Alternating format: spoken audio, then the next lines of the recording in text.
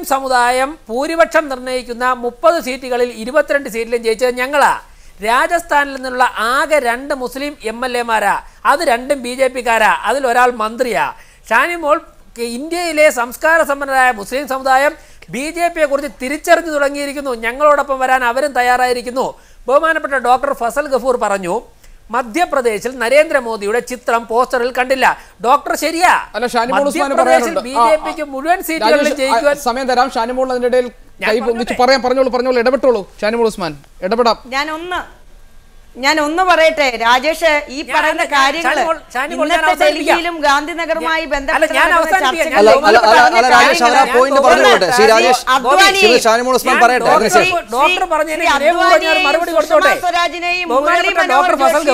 താങ്കളിലേക്ക് വരാം. ശ്രീ വി രാജേഷ്, താങ്കൾക്ക് അവസരമുണ്ട്. ശ്രീ വി രാജേഷ്, താങ്കൾക്ക് അവസരം തരാം. അവർക്കതിൽ ആ ചർച്ചയിൽ എന്തോ ഒരു കാര്യം കൂടെ പറയാണ്ട്, അതിനുകൂടെ താങ്കൾക്ക് മറുപടി പറയാം. ശ്രീമതി ഷാനിമോൾ ഉസ്മാൻ വളരെ പെട്ടെന്ന് പറയാം. സൂചിപ്പിച്ചോട്ടെ, ഞാൻ വിനയപൂർവ്വം ഒന്ന് സൂചിപ്പിച്ചോട്ടെ.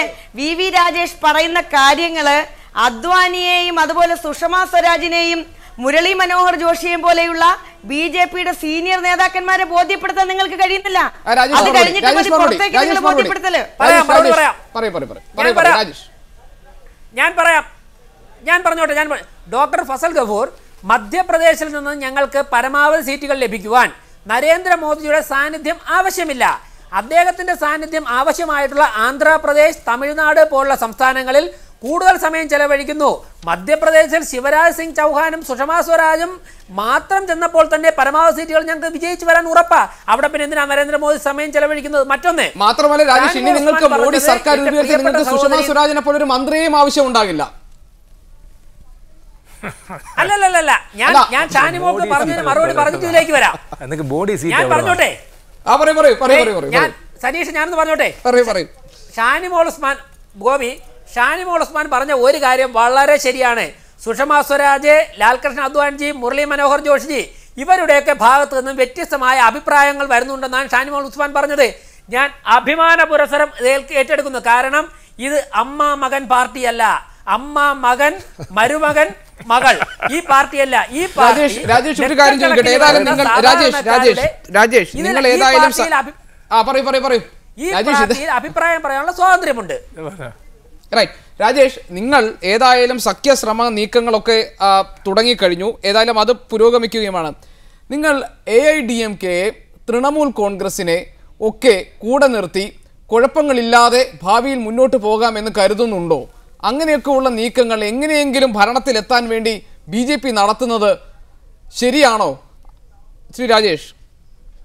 അല്ല ഗോപി, ഞാൻ പറഞ്ഞത് ഞങ്ങൾ ഭരണത്തിലെത്താൻ വേണ്ടിയിട്ട് ഞങ്ങളുടെ പ്രസന്റ് സിറ്റുവേഷനിലെ NDAക്ക് തന്നെ സാധിക്കുമെന്നാണ് ഞങ്ങൾ ഇന്ന് രാത്രി 11 മണിക്കും വിശ്വസിക്കുന്നത്. മറ്റൊന്ന്, എന്തുകൊണ്ട് BJP സഖ്യകക്ഷികളെ തേടുന്നു എന്നുള്ളതിൻ്റെ ഉത്തരത്തിലേക്ക് ഞാൻ വരാം. നരേന്ദ്രമോദിജിയുടെയും BJP-യുടെയും നിലപാട് നമ്മുടെ ത്രിപുര, CPM ഭരിക്കുന്ന ത്രിപുരയിലും ബഹുമാനപ്പെട്ട ഉമ്മൻചാണ്ടി ഭരിക്കുന്ന കേരളവും ഉൾപ്പെടെ BJP-യെ ശക്തമായിട്ട് എതിർക്കുന്ന സംസ്ഥാനങ്ങളിൽ പോലും വികസനം നടക്കണം. ഞങ്ങളുടെ പ്രത്യയശാസ്ത്രത്തോട് എതിർപ്പുള്ളവരോട് പോലും ആ എതിർപ്പ് അവിടെ നിലനിർത്തിക്കൊണ്ട് തന്നെ സഹകരിക്കുവാനുള്ള വാതിൽ ഞങ്ങൾ തുറന്നിട്ടിരിക്കുക. ജയലളിത സഹകരിക്കുവാൻ തയ്യാറാണെങ്കിൽ എന്തിന് ഞങ്ങൾ ഒഴിവാക്കണം? നവീൻ പട്നായിക് സഹകരിക്കാൻ തയ്യാറാണെങ്കിൽ ഞങ്ങൾ എന്തിനു ഒഴിവാക്കണം? അത്തരത്തിൽ വളരെ വളരെ ഉറച്ച ഒരു സർക്കാർ രൂപീകരിക്കുവാൻ വേണ്ടിയിട്ട്, വികസനം എല്ലാ സംസ്ഥാനങ്ങളിലേക്കും എത്തിക്കുവാൻ വേണ്ടിയിട്ട് ഞങ്ങൾ വാതിലുകൾ തുറന്നിട്ടിരിക്കുക. അവർ വരാൻ തയ്യാറാണ്, ഞങ്ങൾ കൂടെ കൂട്ടും. അല്ല എന്നുണ്ടെങ്കിൽ ഞങ്ങൾക്ക് 272+ കിട്ടും, ഞങ്ങൾ ഭരിച്ച് മുന്നോട്ട് പോകും. ഇത്തരത്തിലുള്ള സമീപനമാണ് ഞങ്ങൾ സ്വീകരിച്ചിരിക്കുന്നത്. പിന്നെ മറ്റൊന്നുകൂടി ഞാൻ പറയാം. ഞങ്ങൾ സഖ്യകക്ഷികൾക്ക് വേണ്ടി വാതിലുകൾ തുറന്നിട്ടിരിക്കുന്നത് ഈ പല സഖ്യകക്ഷികളും ഞങ്ങളിൽ നിന്നും പിരിഞ്ഞു പോയപ്പോഴും ഒരലോസരവും ഉണ്ടാക്കിയിട്ടില്ല. മറിച്ച് ഇപ്പം PC തോമസ് കേരളത്തിൽ ഞങ്ങളോടൊപ്പം ഉണ്ടായിരുന്നു. അദ്ദേഹം പോയി, അദ്ദേഹം BJP ഓഫീസിലൊന്ന് യാത്ര പറഞ്ഞിട്ടാണ് പോയത്. ഞങ്ങൾക്കറിയാം പ്രായോഗിക രാഷ്ട്രീയം, ഭരണം പോയി. PC തോമസിന് കേരളത്തിൽ BJP-യോട് നിന്നാൽ സാധിക്കില്ല. ഞങ്ങൾ അദ്ദേഹത്തോട് നമസ്കാരം പറഞ്ഞു. കേരളത്തിൽ നിന്ന് കേരള കോൺഗ്രസ് മാണി വിഭാഗത്തെ പ്രതീക്ഷിക്കുന്നുണ്ടോ? മാണി ഇവിടെ CPM ഏറ്റവും അവിടെ. ഞാനൊന്ന് പറയാലോ ഗോപി, നിങ്ങളുടെ വളരെ വളരെ ബുദ്ധിപൂർവ്വമുള്ള ഒരു ചോദ്യമാണ്.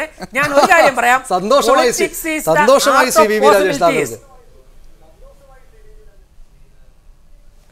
is the art of possibilities. ഞാൻ ഒരു സാധ്യതയും രാഷ്ട്രീയത്തിൽ ഞാൻ തള്ളിക്കളയുന്നില്ല. മറ്റൊന്നുകൂടി ഞാൻ പറഞ്ഞോട്ടെ.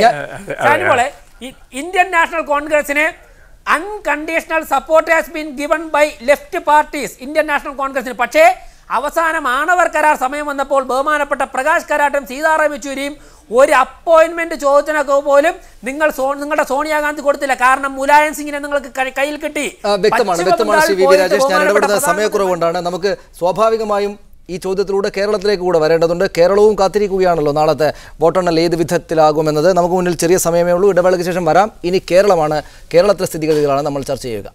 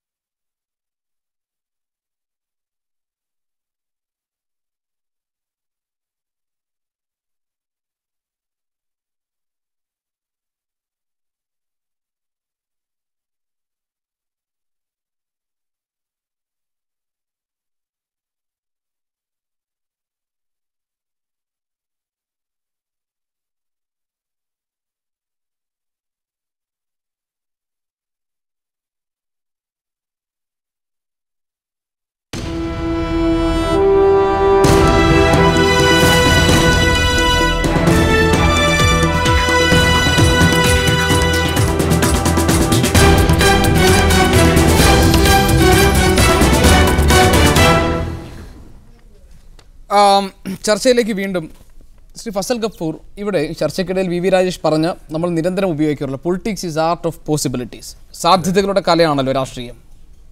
കേരള കോൺഗ്രസ് എമ്മിനെ നിങ്ങൾ പ്രതീക്ഷിക്കുന്നുണ്ടോ എന്ന് ഞാൻ ഒരു തമാശയായി ചോദിച്ചതല്ല, അത്തരം സാധ്യതകൾ കൂടി ചർച്ച ചെയ്യപ്പെടേണ്ടതുണ്ട്. അല്ല, അത് politics is the art of managing contradictions എന്ന് കൂടെ പറഞ്ഞിട്ടുണ്ട് അല്ലേ. അപ്പോൾ പക്ഷേ ഈ കോൺട്രഡിക്ഷൻ മാണിക്ക് ഹാൻഡിൽ ചെയ്യാൻ പറ്റില്ല. ഒന്നാമത് കേരള സംസ്ഥാനം അങ്ങോട്ട് പോയി കിട്ടും, രണ്ടാമത് കേന്ദ്രത്തിൽ പോയിട്ട് വലിയ ഗുണമൊന്നുമില്ല, മൂന്നാമതുള്ള വലിയ പ്രശ്നം എന്താ പറഞ്ഞാൽ ക്രെഡിബിലിറ്റി. വയസ്സുകാലത്ത് മാണിയുടെ ക്രെഡിബിലിറ്റി മാണി നശിപ്പിക്കാൻ പോകും. ഐ ഡോണ്ട് തിങ്ക് ഇത് വെറുതെ നമ്മളോട് ചർച്ച ചെയ്തിട്ട് മാത്രം അത്രയും വലിയൊരു, പിന്നെ മാണിന് അത്ര വലുതല്ലല്ലോ. നമ്മൾ മനസ്സിലാക്കണം, മാണി ക്രിസ്ത്യൻ കമ്മ്യൂണിറ്റിയിലെ എന്തായാലേ മൈനോറിറ്റി ലീഡറാണ്. ലീഗ് അങ്ങനെയല്ല, ലീഗ് മെജോറിറ്റി പാർട്ടിയാണ് of the Muslim community. Kerala Congress is not the majority party. അത് കുറേ കേരള കോൺഗ്രസ്സുകളുണ്ട്, പിന്നെ കോൺഗ്രസ്സിലുണ്ട് വോട്ട്. അപ്പോൾ അതെല്ലാം കൂടെ അങ്ങനത്തെ ഒരു പിന്നെ ഒരു MP ഉള്ളൂ. അപ്പോൾ ഒരു MP യിൽ നിന്ന് പുരോഗമിക്കുന്നില്ലല്ലോ. അപ്പോൾ ഇത് വെറുതെ നമ്മൾ കണക്ക് കൂട്ടുകയാണ്. അങ്ങനെ ഇനി മാണി സാറിൻ്റെയും കൂടെ ഒരു സീറ്റ് വേണ്ടി വന്നാൽ അത് മോഡിയുടെ ഗതികേടായിട്ട് കൂട്ടി. നമ്മൾ ദേശീയ തലത്തിലുള്ള എക്സിറ്റ് പോൾ ഫലങ്ങളൊക്കെ പറഞ്ഞു. അതിൽ ടൈംസ് നൗവിൻ്റെ ഒക്കെ നമുക്ക് കേരള സാഹചര്യത്തിൽ സ്വീകരിക്കാൻ തയ്യാറാകാൻ പറ്റാത്തതാണ്. പക്ഷേ NDTV പറയുന്നു 10-10. അത്തരം സാധ്യത താങ്കൾ, ഞാൻ പറയട്ടെ, നമ്മൾ വി ആർ ഓൾ എന്താ നമ്മൾ എന്ത് വാക്ക് നമ്മൾ ഉപയോഗിക്കുന്നത് എനിക്കറിയാം. We are just whistling in the air. കാരണം പ്രശ്നം എന്നറിയോ, ആർക്കും ഒന്നും അറിയില്ല. നമ്മുടെ ഗ്രൗണ്ട് റിയാലിറ്റി നമ്മളെല്ലാം വിളിച്ചു പോയി ചോദിക്കുമ്പോൾ ടഫ് ഫൈറ്റ് കൊയിലാണിൽ, tough fight Kozhikode, tough fight Kannur, Vadakara, ഏതാനും കോൺസ്റ്റിറ്റ്യുവൻസീസ്, MI ഷാനവാസിൻ്റെ വയനാടോ, ലീഗിൻ്റെ 2-3 കോൺസ്റ്റിറ്റ്യുവൻസിയോ, എറണാകുളമോ, ഇങ്ങനെയുള്ള കോൺസ്റ്റിറ്റ്യുവൻസീസിൽ മാത്രമേ ഉള്ളൂ ഫൈറ്റ്. ഞാൻ വിചാരിച്ചിരുന്ന ഫൈറ്റ് ഇല്ല എന്ന് വിചാരിച്ചിരുന്ന ഫൈറ്റ് ഉണ്ട്, പൊന്നാനിയിൽ നല്ല ഫൈറ്റ് ഉണ്ട്. അല്ല, ഫൈറ്റ് ഉണ്ടെന്ന് വെച്ചാൽ മാർജിൻ കുറക്കാനുള്ള ഫൈറ്റ് മാത്രം. ജയിക്കും എന്നുള്ള കാര്യത്തിൽ ഒരു സംശയം വേണം. അല്ല, ഫൈറ്റ് തിരുവനന്തപുരം, ഞാൻ വിചാരിച്ചിരുന്നത് തിരുവനന്തപുരത്ത് ബെന്നറ്റ് എബ്രഹാം വീക്ക് കാൻഡിഡേറ്റ് ആണ്. പക്ഷേ now Bennett Abraham also is coming up. അവിടെയും പ്രവചനാതീതം. അവിടെയും പറയാൻ പറ്റുന്നില്ല. ഒരു 3-way ഫൈറ്റ് വന്നു കഴിയുമ്പോൾ BJP ജയിക്കുമെന്ന് പോലും ഉണ്ട്. VV രാജേഷ് കാണുന്നങ്ങനല്ല. രാജേഷ് ജയിക്കുമെന്ന് വിശ്വസിക്കെങ്കിലും ബെന്നറ്റ് എബ്രഹാമും രാജേഷും കൂടെ ചിലപ്പോൾ വളരെ അടുത്തടുത്ത് പോയി, ബെന്നറ്റ് എബ്രഹാമും രാജഗോപാലും കൂടെ അടുത്തടുത്ത് പോയി കേടാവുന്നില്ല. അപ്പോൾ ഇവിടെ ഒന്നും നമുക്ക് പ്രവചിക്കും. കേരളത്തിൻ്റെ ചരിത്രത്തിൽ എൻ്റെ അഭിപ്രായത്തിൽ ഇത്രയും ക്ലോസ്ലി ഫോട്ടായിട്ടുള്ള ഒരു ഇലക്ഷൻ ഉണ്ടായിട്ടുണ്ട്. അത്ര ക്ലോസാണ്. ശ്രീ ജി ദേവരാജൻ, താങ്കൾ കേരളത്തിലെ കൂടെ തെരഞ്ഞെടുപ്പ് സാഹചര്യം അങ്ങേയറ്റം സൂക്ഷ്മമായി നോക്കിയ ആളാണ്. എന്താണ് തോന്നുന്നത്? ഈ NDTV ഒഴികെ ബാക്കി ആരും ഇടതുപക്ഷ ജനാധിപത്യ മുന്നണിയുടെ മുന്നേറ്റത്തെ പ്രവചിക്കാൻ തയ്യാറല്ല എന്ന് മാത്രമല്ല, പറയേണ്ടുന്ന ഒരു കാര്യം, തിരുവനന്തപുരത്ത് O രാജഗോപാൽ ജയിച്ചേക്കാം എന്ന് കൂടെ കരുതുന്ന ആളുകളുണ്ട്. കേരളത്തിലെ തെരഞ്ഞെടുപ്പിൽ കാസർഗോഡ് മുതൽ തിരുവനന്തപുരം വരെ ഏതാണ്ട് 16 പാർലമെന്റ് മണ്ഡലങ്ങളിൽ പ്രചരണം നടത്താൻ ഉണ്ടായിരുന്നൊരു രാഷ്ട്രീയ പ്രവർത്തകൻ കൂടിയാണ് ഞാൻ. ആ തെരഞ്ഞെടുപ്പിന്റെ പ്രചരണങ്ങളൊക്കെ തന്നെ നമുക്ക് കാണാൻ കഴിയും. കാരണം ഇപ്പം ഒരു മാസത്തെ ഗ്യാപ്പ് ഇതിനകത്ത് വന്നിട്ടുണ്ടല്ലോ വോട്ടിംഗ് കഴിഞ്ഞതിന് ശേഷം. അവിടെ നമുക്ക് കാണാൻ കഴിഞ്ഞിട്ടുള്ളത് കേന്ദ്ര ഗവൺമെന്റിനെതിരായിട്ടുള്ള ശക്തമായ ജനവികാരം അവിടെ ഉണ്ടായിരുന്നു. അത് അഴിമതിയും വിലക്കയറ്റവും അതുപോലുള്ള ഒരുപാട് വിഷയങ്ങളുണ്ട്. അതുപോലെ തന്നെ സംസ്ഥാനത്തെ ഗവൺമെന്റിന്റെ ഒരു കെടുകാര്യസ്ഥതയ്ക്കെതിരായിട്ടുള്ളൊരു ജനവികാരവും അവിടെ ഉണ്ടായിട്ടുണ്ട്. സ്വാഭാവികമായിട്ടും സംസ്ഥാനത്തെ ഏക ബദൽ ശക്തി എന്ന് പറയുന്നത് ഇടതുപക്ഷ ജനാധിപത്യ മുന്നണിയാണ്. അതുകൊണ്ട് തന്നെ ഈ ജനവികാരം ഇടതുപക്ഷ ജനാധിപത്യ മുന്നണിക്ക് അനുകൂലമായി മാറാനാണ് സാധ്യത. അത് കഴിഞ്ഞ പ്രാവശ്യം 4 സീറ്റിൽ ഒതുങ്ങിയ ഇടതുപക്ഷ ജനാധിപത്യ മുന്നണിക്ക് നിശ്ചയമായിട്ടും ഈ പറയുന്ന സർവേ ഫലങ്ങളൊക്കെ നോക്കുകയാണെങ്കിൽ ചിലരൊക്കെ 12 തരുന്നുണ്ട്, ചിലരൊക്കെ 11 പറയുന്നുണ്ട്, ചിലർ 8 പറയുന്നുണ്ട്. ഇന്നലെ ഒരു ചാനൽ 10 പറയുന്നു. ഏതായാലും ഒരു കാര്യം ഉറപ്പാണ്, നിലവിലുള്ള സീറ്റുകളിൽ നിന്ന് വളരെ ദൂരം മുന്നോട്ട് പോകുവാൻ ഇടതുപക്ഷ ജനാധിപത്യ മുന്നണിക്ക് കേരളത്തിൽ കഴിയുമെന്നുള്ളതാണ്. മാത്രമല്ല ഇവിടെ പറഞ്ഞല്ലോ, ഇപ്പൊ ശ്രീ KM മാണിയുടെ പാർട്ടി ഏതെങ്കിലും ചേരിയിലേക്ക് മാറുന്നതും അല്ലെങ്കിൽ അത്തരത്തിലുള്ള മാറ്റങ്ങളൊക്കെ തന്നെ. അതേ സംബന്ധിച്ചിടത്തോളം ഇടതുപക്ഷ പാർട്ടികളുടെ ഒരു വിശ്വാസം, വിശേഷിച്ച് ഞങ്ങളെ പോലെയുള്ള ഫോർവേഡ് ബ്ലോക്കിനെ പോലുള്ള പാർട്ടിയുടെ വിശ്വാസം എന്ന് പറയുന്നത്, പൊളിറ്റിക്സ് എന്ന് പറയുന്നത് is an art to make the impossible possible ആണ്. അസാധ്യമായതിനെ സാധ്യമാക്കുന്ന ഒരു കല കൂടിയാണ്. ദേവരാജൻ, താങ്കൾ ഇവിടെ പ്രചാരണത്തിന് താങ്കൾ ഉണ്ടായിരുന്നല്ലോ. 2 മണ്ഡലങ്ങളിലെ ഫലം പ്രവചിക്കാൻ താങ്കളിൽ നിന്ന് ഒരു പ്രവചനം കേൾക്കാൻ ഞാൻ ആഗ്രഹിക്കുന്നു. കൊല്ലത്തെയും വടകരയിലെയും നോക്കുക. കൊല്ലം തൊഴിലാളികൾക്ക് ഏറ്റവും കൂടുതൽ പ്രാധാന്യമുള്ള ഒരു ജില്ലയും ഒരു മണ്ഡലവുമാണ് കൊല്ലം. വിശിഷ്യ കശുവണ്ടി തൊഴിലാളികൾ, മത്സ്യത്തൊഴിലാളികൾ, കയർ തൊഴിലാളികൾ, മറ്റു പരമ്പരാഗത തൊഴിൽ മേഖല ഏർപ്പെട്ടിട്ടുള്ള തൊഴിലാളികളുടെ ഒരു മണ്ഡലമാണ് കൊല്ലം.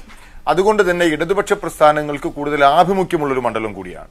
അതുകൊണ്ട് ആ മണ്ഡലത്തിലെ തെരഞ്ഞെടുപ്പ് രാഷ്ട്രീയമായിട്ടാണ് അവിടെ വോട്ടുകൾ വീണിട്ടുള്ളതെങ്കിൽ ഇടതുപക്ഷ ജനാധിപത്യ മുന്നണി നിശ്ചയമായിട്ടും അവിടെ വിജയിച്ചിരിക്കും. എന്നാൽ അതേസമയം ഞാൻ ഈ അവസാന നിമിഷത്തിൽ പറയുകയാണ്, ഏതെങ്കിലും തരത്തിലുള്ള സാമുദായിക ധ്രുവീകരണങ്ങളോ മറ്റെന്തെങ്കിലും അവിടെ സംഭവിച്ചിട്ടുണ്ടെങ്കിൽ മാത്രമേ ഇടതുപക്ഷത്തിന് ആശങ്കപ്പെടേണ്ടതായിട്ടുള്ളൂ. അല്ലാതെയുള്ള യാതൊരു തരത്തിലുള്ള ആശങ്കയും കൊല്ലം പാർലമെന്റ് മണ്ഡലത്തിൽ ഇടതുപക്ഷ ജനാധിപത്യ മുന്നണിക്ക് വെച്ച് പുലർത്തേണ്ടതില്ല. വ്യക്തമായ ഭൂരിപക്ഷത്തോടുകൂടി ഇടതുപക്ഷ ജനാധിപത്യ മുന്നണി കൊല്ലത്ത് ജയിക്കും. വടകര മണ്ഡലത്തിൽ, വടകരയിലും ഈ പറഞ്ഞതുപോലെ രാഷ്ട്രീയമായ പോരാട്ടം നടന്ന ഒരു മണ്ഡലമാണ്. കാരണം അവിടുത്തെ MP ശ്രീ മുല്ലപ്പള്ളി രാമചന്ദ്രൻ കേന്ദ്രമന്ത്രിയായതിനു ശേഷം കേന്ദ്രമന്ത്രിയാകുമ്പോഴും അവിടെ ജനങ്ങൾക്കുണ്ടായിരുന്ന ഒരു പ്രതീക്ഷയുണ്ടായിരുന്നു. ആ പ്രതീക്ഷയ്ക്കനുസരിച്ച് ആ മണ്ഡലത്തിന്റെ വികസന കാര്യങ്ങളിൽ ശ്രദ്ധിക്കുവാനായി MP-ക്ക് കഴിഞ്ഞിട്ടില്ല എന്ന വ്യാപകമായ പരാതി അവിടെയുണ്ട്. രണ്ടാമത് TP ചന്ദ്രശേഖരൻ വധവുമായി ബന്ധപ്പെട്ട് ഇടതുപക്ഷ പ്രസ്ഥാനങ്ങളുടെ മുൻപന്തിയിൽ നിൽക്കുന്ന CPM-നെ പ്രതിക്കൂട്ടിലാക്കിക്കൊണ്ട് നടത്തിയ പ്രചണ്ഡമായ ഒരു പ്രചരണം. ശക്തമായ രാഷ്ട്രീയ സംവിധാനങ്ങളുള്ളൊരു പാർട്ടിയാണ് CPM, വിശിഷ്യ ഈ വടകരയും അതുപോലെ തന്നെ മലബാറിന്റെ എല്ലാ പ്രദേശങ്ങളിലും. അതുകൊണ്ട് തന്നെ അതിനെയൊക്കെ ആ പ്രചരണങ്ങളെയൊക്കെ മറികടക്കുവാൻ കഴിയുന്ന തെരഞ്ഞെടുപ്പ് പ്രചരണം നടത്തുവാനും ഇടതുപക്ഷ ജനാധിപത്യ മുന്നണിക്ക് അവിടെ കഴിഞ്ഞിട്ടുണ്ട്. ശ്രീ ദേവരാജൻ, ശ്രീമതി ഷാനിമോൾ ഉസ്മാൻ, കേരളത്തെ സംബന്ധിച്ച് ഇനി എത്ര മണിക്കൂറുകൾ മാത്രമേ ബാക്കിയുള്ളൂ? ഇപ്പോഴും ശുഭാപ്തി വിശ്വാസം തന്നെയാണോ? തീർച്ചയായിട്ടും ഞാൻ എൻ്റെ ഒരു കണക്കുകൂട്ടലിൽ UDF ആ സ്റ്റാറ്റസ് കോ മെയിൻറ്റെയിൻ നിലനിർത്തുമെന്ന് തന്നെയാണ് എൻ്റെ പ്രതീക്ഷ. അതിന് 1-2 കാരണങ്ങളുണ്ട്. ഒന്നാമത് UDF ഗവൺമെൻറ്, പ്രത്യേകിച്ച് ഉമ്മൻചാണ്ടി ഗവൺമെൻറ്റിൻ്റെ വികസന നയങ്ങൾ, അതല്ലെങ്കിൽ സാധാരണക്കാരുടെ ഇടയിലേക്ക് ഇറങ്ങിച്ചെല്ലാൻ തക്ക തരത്തിലുള്ള ആരോഗ്യ മേഖലയിലും വിവിധ മേഖലകളിലൊക്കെ നടപ്പിലാക്കിയിട്ടുള്ള കർമ്മ പദ്ധതികൾ, അതിൻ്റെ ഒരു ഗുണഫലം ഈ തെരഞ്ഞെടുപ്പിൽ തീർച്ചയായിട്ടും അതിൻ്റെ റിസൾട്ടായിട്ടുണ്ടാവും. പിന്നെ മറ്റൊരു പ്രധാനപ്പെട്ട കാര്യം, ഈ തെരഞ്ഞെടുപ്പിൻ്റെ തുടക്കത്തിലേ തന്നെ പാർട്ടിയുമായും അവരുടെ വീക്ഷണങ്ങളുമായും ബന്ധമില്ലാത്തവരെ സ്ഥാനാർത്ഥിയാക്കിക്കൊണ്ട് ഇടതു മുന്നണി പരാജയം ആദ്യം തന്നെ സമ്മതിച്ചൊരു തെരഞ്ഞെടുപ്പാണ്. പണ്ടൊക്കെ ഒരു തെരഞ്ഞെടുപ്പ് നടക്കുമ്പോൾ CPM അല്ലെങ്കിൽ LDFിനൊക്കെ ഒരു തെരഞ്ഞെടുപ്പ് തന്ത്രങ്ങൾ എന്ന് പറയുന്നത് ഒട്ടും പ്രതീക്ഷിക്കാതെ അപ്രതീക്ഷിതമായിട്ട് വരുന്ന പല തെരഞ്ഞെടുപ്പ് തന്ത്രങ്ങളെ കോൺഗ്രസും UDFും ഒക്കെ നേരിടേണ്ടി